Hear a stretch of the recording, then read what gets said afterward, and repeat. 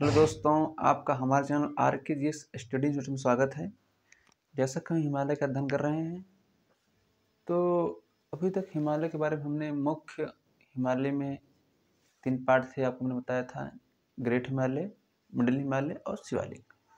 तो कल हम ग्रेट हिमालय के बारे में पढ़ चुके थे कि ग्रेट हिमालय कहाँ से कहाँ तक है, सिंधु से ब्रह्मपुत्र नदी के मोड़ तक। इसकी लंबाई कितनी थी? हमने बताया आपको 2400 से 2500 किलोमीटर। चौड़ाई इसकी 25 किलोमीटर है। इसकी एवरेज ऊंचाई 160 किलोमीटर थी। और संसार की जितनी बृहत्तम चोटियाँ हैं, बड़ी बड़ी चोटियाँ कहाँ पाई जाती हैं? ये आपकी ग्रेट हिमालय में पाई जाती हैं। तो उसकी खासियत, उसकी चोटी, वनस्पति, चट्टान के बारे में कल अध्ययन कर चुके थे। आज हमारा दूसरा टॉपिक है मिडिल हिमालय। इसे हम मध्य हिमालय या लघु हिमालय कहते हैं। तो आज हम क्या पढ़ेंगे? मध्य हिमालय। इसी को हम लघु हिमालय भी कहते हैं और इसी को हम मिडिल हिमालय भी कहते हैं। तो पहला प्रश्न आया जाता है कि ग्रेट हिमालय और मिडिल हिमालय, यानी जो आपका ग्रेट हिमालय है और मिडिल हिमालय, ये बृहत हिमालय और लघु हिमालय कैसे अलग करते हैं। बात ये हुई भाई, इसे हिमालय बन गया पूरा। अब कैसे हमने इनको अलग किया? तो ये आपका ग्रेट हिमालय हो गया, ग्रेट हिमालय, और ये आपका दूसरा वाला हो गया मिडिल हिमालय। यह में से मतलब मिडिल हिमालय या लघु या मध्य हिमालय। इसे के बीच एक भ्रंश पाया जाता है। भ्रंश या फाल्ट से कहते हैं। ऐसे एक फाल्ट बना हुआ है इन दोनों मतलब हिमालयों के बीच एक फाल्ट है। ये फाल्ट MCT, हम जब पहले आपको पढ़ाए थे शुरू में हिमालय के बारे में, तो हमने उसके बारे में बताया था। MCT यानी इसे कहते हैं मेन सेंट्रल थ्रस्ट। क्या? Main central thrust. यानी ग्रेट हिमालय और लघु हिमालय या मध्य हिमालय, मिडिल हिमालय किससे अलग होता है? मेन सेंट्रल थ्रस्ट से। तो प्रश्न में आ जाता है, ये बताइए कि महान हिमालय और लघु हिमालय किससे अलग होते हैं? तो हम कहेंगे मेन सेंट्रल थ्रस्ट के द्वारा। ये क्या है? एक भ्रंश है। जैसे मान लीजिए ये आपका हिमालय हो गया, हमने मान लिया ग्रेट हिमालय है, ये आपका ग्रेट हिमालय हो गया, ऐसे है। इसी के साथ दूसरा कौन सा है? इसी के साथ दूसरा है मिडिल हिमालय। इन्हीं के बीच में एक ऐसी रेखा पाई जाती है, भ्रंश पाया जाता है, थोड़ा जमीन धंसी रहती है, भ्रंश टाइप का रहता है, ऐसे बीच में रहता है, इसलिए अलग होता है। जो कहते हैं MCT, मेन सेंट्रल थ्रस्ट, जो दोनों को अलग कर देती हैं। ये एक पॉइंट हो गया। और भी खासियत है क्या? पहली बात आता है कि जो आपका ये आपका हो गया ग्रेट हिमालय और ये आपका हो गया मिडिल हिमालय। इसी मिडिल का ही है, चाहे लघु का ही है और चाहे मध्य का ही, तीनों की के नाम है। ये हो गया। तो ये आता है कि इसका विस्तार कहाँ से कहाँ पाया जाता है। जैसे इसका विस्तार कहाँ से कहाँ पाया जाता है, तो जो आपका लघु हिमालय है, यह, इसके बारे में लिखेंगे, यह महान, कहाँ? महान हिमालय के दक्षिण, महान हिमालय के दक्षिण, यानी यही आपका ग्रेट हिमालय है, इसके दक्षिण में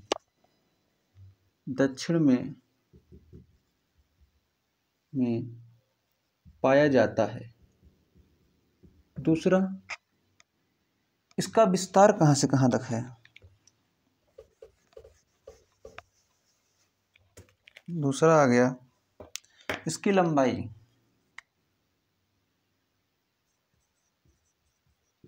इसकी लंबाई कितनी है? मतलब महान हिमालय के दक्षिण में पाया जाता। और क्या है? समानांतर, यानी ग्रेट हिमालय के समानांतर है, समानांतर। यही देखिए, ये आपका ग्रेट हिमालय चल रहा है और साथ ही साथ हवा क्या चल रहा है, लघु हिमालय। यानी ग्रेट हिमालय साथ चल रहा है और साथ ही साथ आपका मिडिल हिमालय। समांतर का मतलब क्या होता है, जो समान कुछ अंतर पे हो, कुछ समान अंतर उसमें हो।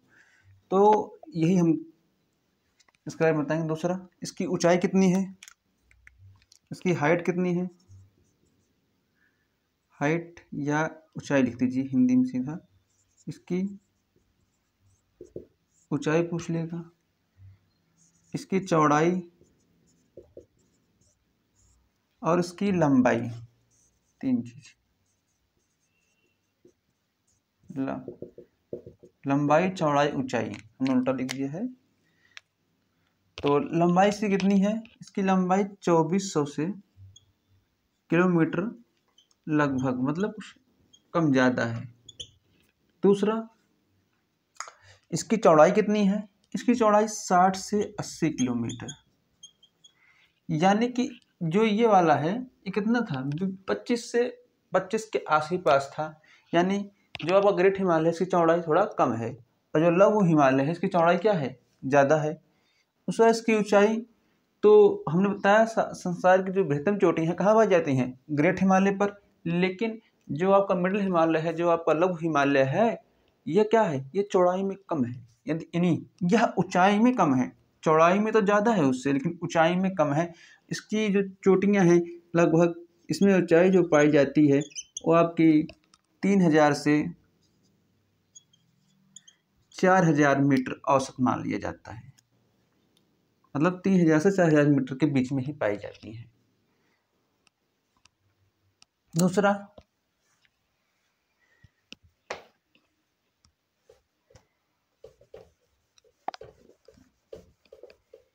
यहाँ तक आपका, यहाँ तक लिख लीजिए, लिखना हो तो हम बताते हैं उसके आगे।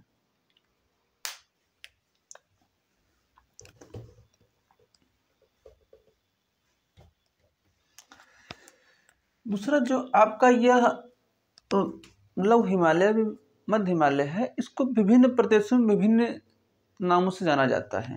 मतलब जैसे इसे हम कह सकते हैं विभिन्न विभिन्न प्रदेशों में भिन्न भिन्न नाम, या विभिन्न नाम, भिन्न भिन्न नाम, भिन्न भिन्न नाम।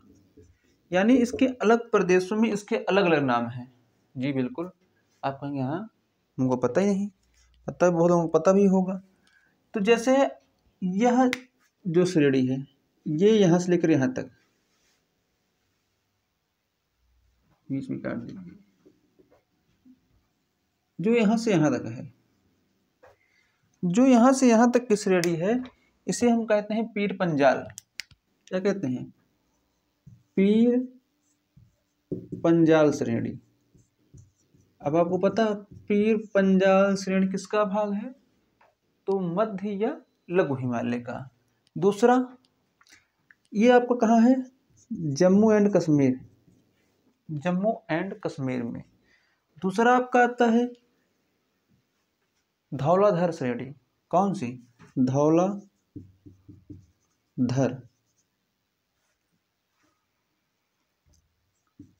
धौलाधर श्रेणी। ये कहाँ पाई जाती है, ये आपकी पाई जाती है हिमाचल प्रदेश में। यानी हिमाचल प्रदेश में कौन सी, किसका नाम है, हिमाचल प्रदेश में इसका नाम है धौलाधर श्रेणी। तीसरी जो आपकी श्रेणी पाई जाती है, जब हम कहाँ पहुँचते हैं, उत्तराखंड में, तो इसका नाम वहाँ चेंज हो जाता है। इसका नाम वहाँ क्या पड़ता है, मैसूर, मैसूरी या मैसूर श्रेणी कहते हैं इसे हम। और नागा टिब्बा, नागा टिब्बा, नागा तिब्बा या नागा टिब्बा श्रेणी। यानी उत्तराखंड में इसके दो नाम आ जाते हैं।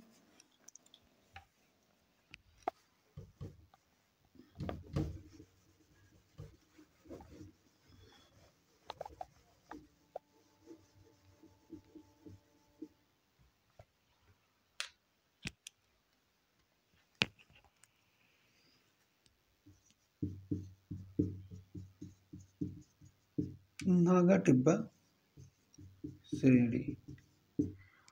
और जब इसके हम आगे क्रम में बढ़ते हैं तो हम पहुंचते हैं नेपाल देश में। जब हम नेपाल में पहुंचते हैं तो इसका नाम वहाँ महाभारत श्रेणी आता है। क्या? महाभारत श्रेणी। कहाँ पर? नेपाल में। अगर एग्जाम में आ जाए महाभारत श्रेणी कहाँ पाई जाती है तो यह नेपाल में है, न कि इंडिया में। फिर जब हम और आगे बढ़ते हैं तो हम कहाँ पहुँचते हैं? सिक्किम में। सिक्किम में से कहते हैं दार्जिलिंग श्रेणी। दार्जिलिंग श्रेणी।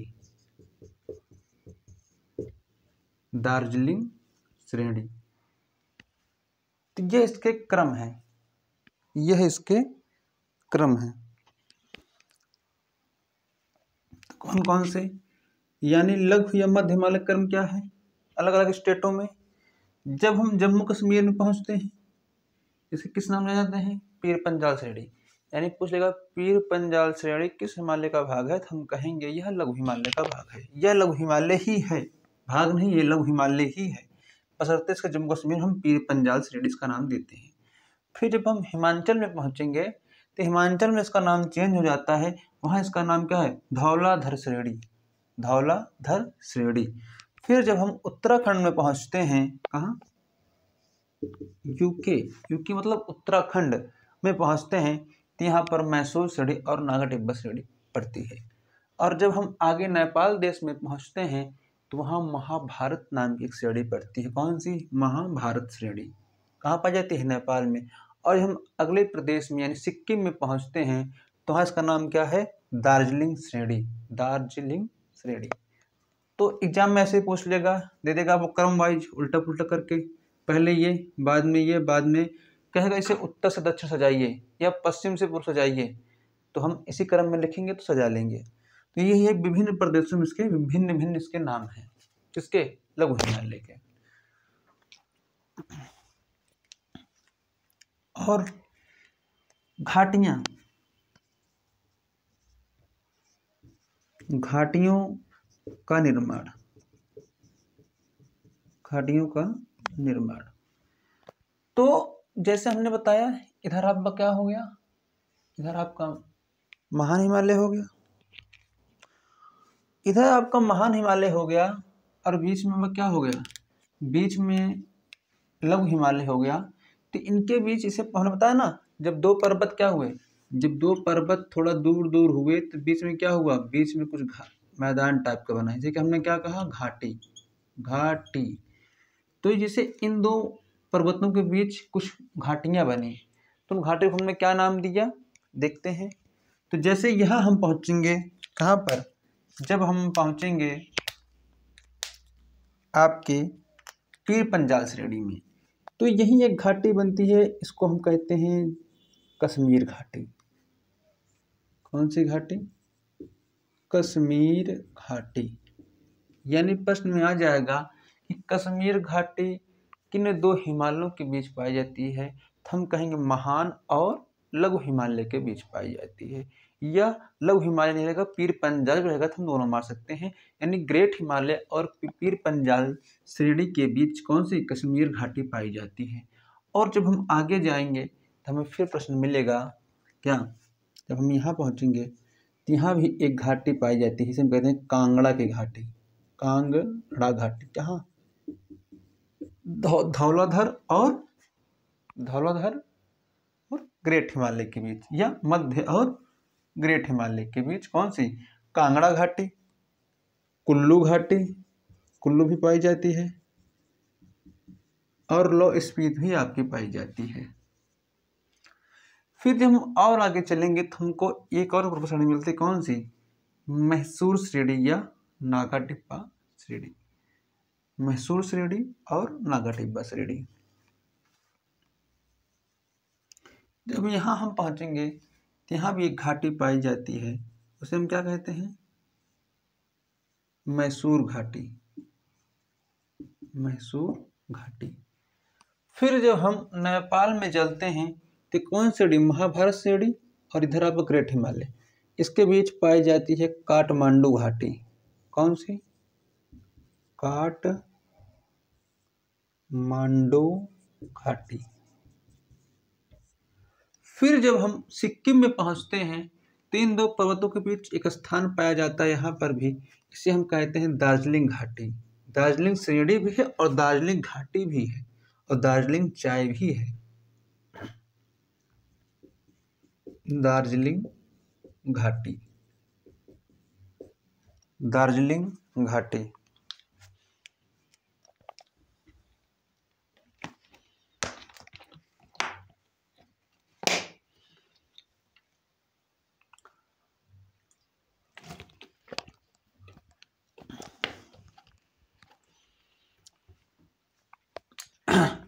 तो हम देख रहे हैं कि जब दो पर्वतों के बीच गैप खाली हो रहा है, उनके बीच घाटियां बन रही हैं।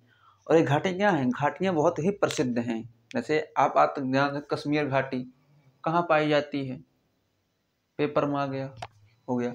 अगर हम इस चित्र को एक ढंग से बना लेंगे तो हम लिख सकते हैं, प्रश्न में आएगा कश्मीर घाटी, तो हम ग्रेट और मिडिल हिमालय, या ग्रेट और पीर पंजाल श्रेणी के बीच। हम कहेंगे कांगड़ा घाटी, कुल्लू घाटी या लाहौल स्पीति घाटी कहाँ पाई जाती है?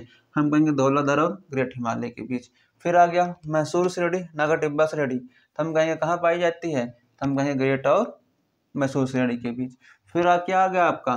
फिर आ गया काठमांडू घाटी, कहाँ पाई जाती है? हम कहेंगे भैया ग्रेट हिमालय और महाभारत श्रेणी के बीच पाई जाती है। फिर आ गया दार्जिलिंग घाटी, कहाँ पाई जाती है? तो ग्रेट और दार्जिलिंग श्रेणी के बीच पाई जाती है। तो हम ऐसे प्रश्न का उत्तर अपने दे सकते हैं, चाहे यूपीसीएस में आ जाए, चाहे आपका लोअर पीसीएस में आ जाए, आरओ में आ जाए, वनडे में आ जाए। और वनडे में ही वनडे उठा क्या पूछ लेगा, महाभारत श्रेणी कहाँ पाई जाती है? हम महाभारत पढ़ के कहें, महाभारत गीता वाला, रामायण वाला, अर्जुन वाला, हम मार्ग चलिए भारत, तो नेपाल में पाई जाती है। और कुछ घास के मैदान का निर्माण भी हुआ है यहाँ पर।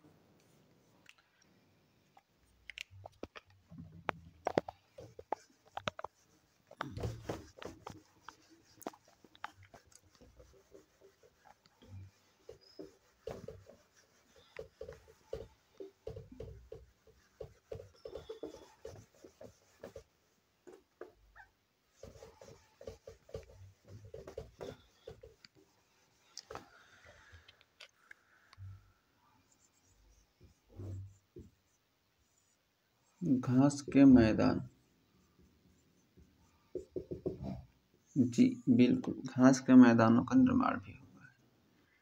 जैसे कि जो ये घाटियाँ बनी या जो ये पहाड़ बने, श्रेणियाँ बनी, इनके ढालों पर जैसे क्या होता है कि ये आपका पर्वत हो गया, तो ढाल यही पड़ता है। ढाल, ढाल का मतलब जो नीचे के ढाल पड़े, तीन ढालों पर कुछ घास के मैदान निर्मित हो गए हैं। जैसे आपको पता है, क्योंकि जम्मू कश्मीर के एरिया में क्या होता है, लोग बकरी या भेड़ ज़्यादा पालते हैं। पश्मीना बकरी आपने सुना होगा, भेड़ आपने सुना होगा, बकरवाल समुदाय का बारे में आप सुने होंगे। तो ये लोग वहाँ पर भेड़ और बकरी ज़्यादा पालते, क्यों? क्योंकि खेती होती नहीं, पहाड़ी एरिया है, तो वहाँ कुछ घास के मैदान डेवलप हो गए हैं, कुछ शीतोष्ण घास के मैदान डेवलप हो गए हैं। तो वो बकरियां और अपने जो भेड़ होते हैं वहाँ चराने के लिए पहुँच जाते हैं। तो कुछ घास के मैदान बने कहाँ पर? ढालों पर, यानी ढालों पर घास के मैदानों का निर्माण। इनको अलग अलग प्रदेशों में अलग अलग नाम से जाना जाता है।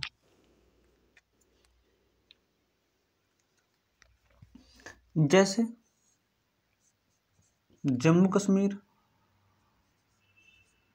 जम्मू कश्मीर,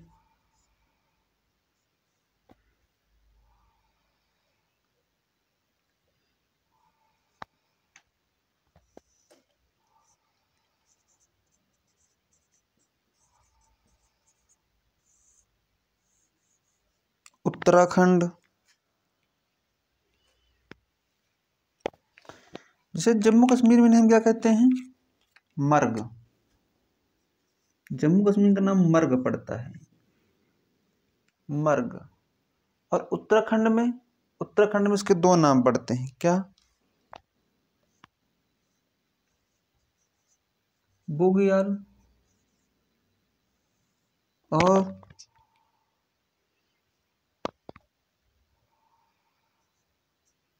प्यार। बुग्याल और प्यार, इसको दो नामों से जाना जाता है, या पुआल भी कह देते हैं, पुआल या प्यार कुछ भी कह दीजिए, प्यार या पुआल भी कह देते हैं, पुआल, पुआर, पुआर कहते हैं, गलत हो गया, पुआर लिख लीजिए, पुआर, बुग्याल या पुआर कहते हैं। और इनको उसका नाम क्या है, मर्ग। तो जैसे आपने सुना होगा यहाँ पर गुलमर्ग, गुलमर्ग, गुलमर्ग, ऐसे आपने सुना होगा गुलमर्ग और सोनमर्ग, सोनमर्ग, तानमर्ग, लेकिन सबसे फेमस कौन सा है, गुलमर्ग। तो क्या हुआ, जो ये ढाल थी, घाटियां तो निर्मित हुई, ढालों पर कुछ मैदान बन गए, कुछ मैदान बने, घास के मैदान, जहां पर लोग भेड़ बकरी अपने चराते जाते थे। जैसे हमें पता है बकरवाल जनजाति, बकरवाल जनजाति कहाँ पाई जाती है, जम्मू कश्मीर में। इसका काम क्या है, भेड़ बकरियों को पालन। कहाँ पालते हैं, पहाड़ी क्षेत्रों में निकल जाते हैं अपने गाय और बकरी लेकर के चराते रहते हैं। तो वहाँ कुछ घास के मैदान निर्मित हुए, जिसे जम्मू कश्मीर में इसका नाम किसे कहते हैं, मर्ग, और उत्तराखंड में बुग्याल या पुआर कहते हैं। यानी जो घास के मैदान है बुग्याल पुआर, इसको हल्की मत लीजिएगा। ऐसे पूछ लेगा कि बताइए जम्मू कश्मीर में घास के मैदान क्या कहते हैं, वहाँ त्यों रहेंगे बुग्याल पुआर और मर्ग। अगर आपको डिफरेंस नहीं पता, मर्ग मार्ग चले आ जाए, आप मार्ग चले बुग्याल, खत्म काम। तो मर्ग कौन से, जैसे गुलमर्ग, सोनमर्ग, तानमर्ग, यह इसकी विशेषता है।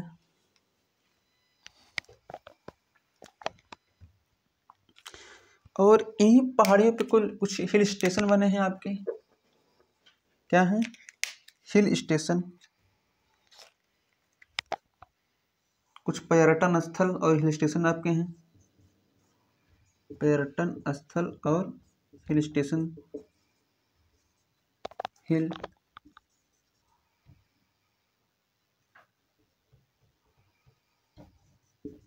हिल स्टेशन है। जैसे आपके हो गए धर्मशाला, धर्मशाला, धर्मशाला, मैसूरी हिल स्टेशन सुने हुए हम। उसके बाद कुल्लू मनाली, रानीखेत,